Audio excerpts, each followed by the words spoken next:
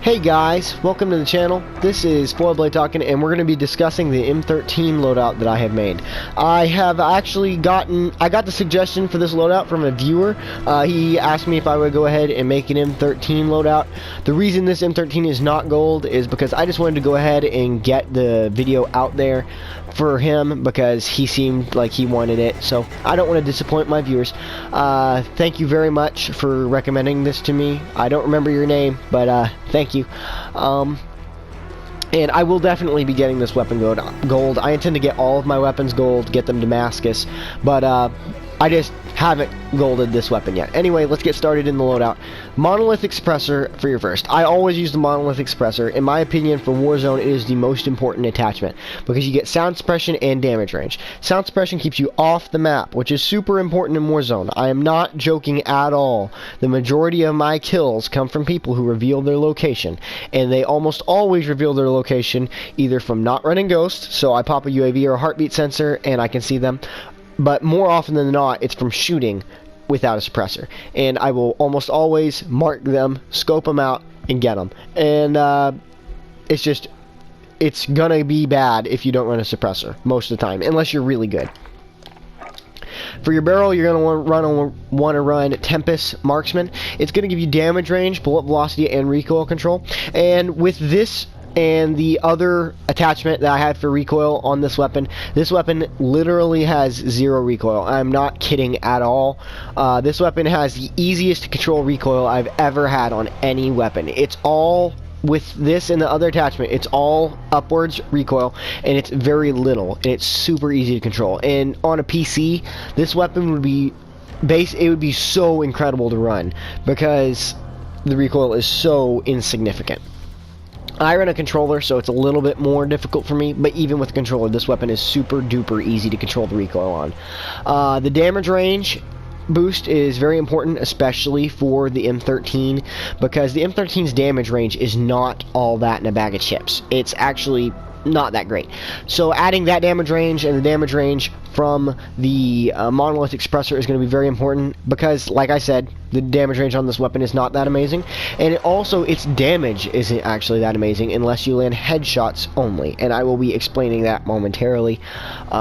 Your next attachment is going to want to be, and also it gives you bullet velocity, which is really nice for this weapon, because with weapons with high rates of fire, you can extremely easily get people that are parachuting out of the sky, and bullet velocity makes it to where you don't have to lead as much.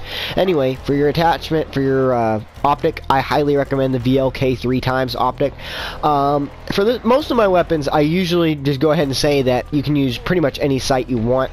It doesn't even matter if it's a zoom or not.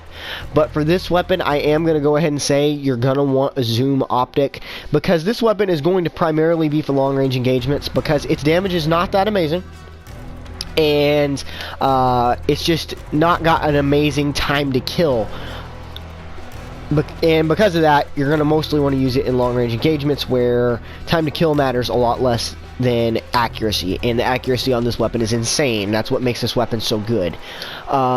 You could use any of the zoom optics, honestly, but I recommend the VLK3 because I like the reticle on it, and I haven't unlocked any of the fancy reticles for the other optics, so the reticle on this one, in my opinion, is the best. And also, it's a 3x optic instead of like a 3.5 times optic, and I like having the versatility of a little bit less zoom. But I want the zoom, I just don't want as much as the others offer. You're going to want to put 60 round mag on.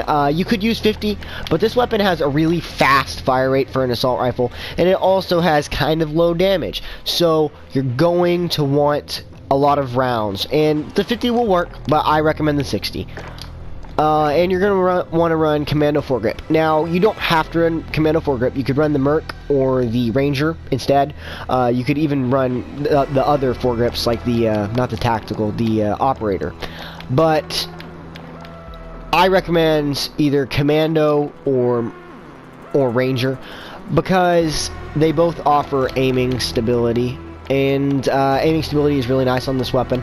And the Commando, the reason I recommend that one is because the upwards recoil on this weapon is really easy to control, but side-to-side recoil, no matter what weapon you're on, is really hard to control. So I recommend running Commando because you're gonna be able to not have that extra variable. And the variable that you do have, the upwards recoil, is controllable. If you would rather have that uncontrollable variable and have your normal recoil be literally nothing to control, then you could do that. But I recommend getting rid of the variable that you can't control and dealing with the variable you can't control. So that's the loadout for this weapon. You could change a couple things. You could change which zoom optic you use. If you really want to, you could not use an optic, or you could use a different optic. And like, if you didn't run an optic, I would recommend putting the TAC laser on. The TAC laser is just a great attachment. Or you could run the 50 round mags. But let's give you a couple little facts about the M13 real quick. The M13 has a headshot multiplier, and that's kind of a hard thing to explain. But basically what it means is, for every headshot you land, it takes one less bullet to kill than it would on any other weapon with the same damage profile. So basically it multiplies your damage for every headshot you land, and it's just really cool. It's a really neat thing, and it really helps your time to kill with this weapon if you land headshots, because this weapon's time to kill without headshots is really not that great. But with headshots, this weapon's time to kill is very good. So if you're very accurate, you can take advantage of that headshot multiplier very well, and you can land those headshots, and you can get a much faster time to kill, even besides headshots just having more damage anyway. But for a player like me on a controller, landing all headshots at 100 meters can be a little bit difficult, even with a low recoil weapon like the M13. I'm just not that amazing at the game, and I run a controller. But for any PC player, that would just be insane. This weapon would be awesome to run on a PC. Overall, this weapon is just pretty great. Let's look at the rest of the loadout. I recommend running it with an RPG-7 when you grab your first loadout, and then when you grab your second loadout, switch it over to a R9 shotgun. And I will tell you the loadout for that R9 shotgun when I do the R9 shotgun video. That will probably be my very next video. So if you want to see that, go ahead and subscribe, and or hit the bell notification, and you'll be able to see that later on when I post it. But until you get that, run it with the RPG. It's, in my opinion, the best thing to run, because early game, especially right after you grab your first loadout, that RPG is going to be really nice to have, because there's more people in vehicles than in the early game than there is in the late game. And another thing, the RPG is going to be just really nice to have around, because you're not going to have C4 hardly anymore. And it's also really great for clearing out people that you've downed, or a room full of people. Perk wise, you could run EOD. You could run double time or cold-blooded, but not very many people run thermal snipers anymore, or thermal anything for that matter, so cold-blooded really isn't that useful.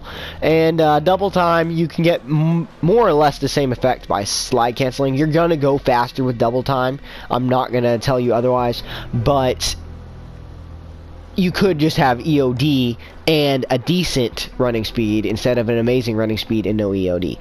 I recommend running Ghost.